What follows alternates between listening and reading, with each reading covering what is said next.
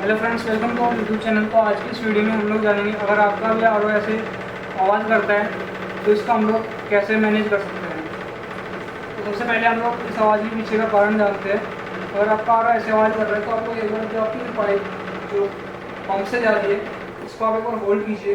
तो देखिए हमारी जो आवाज़ है वो काफ़ी हद तक कम हो चुकी है। इसका मतलब जो आवाज़ आ रही है ये इस पाइप की वजह से आ रही है।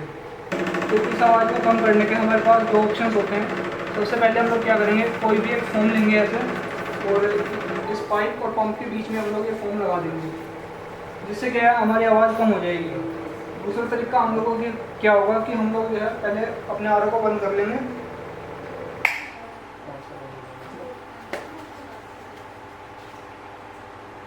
तो ये जो पाइप हमारी पंप से मेम्ब्रेन की ओर जा रही है, इस पाइप को हम लोग थोड़ा सा कट कर देंगे, छोटा कर देंगे पाइप को थोड़ा।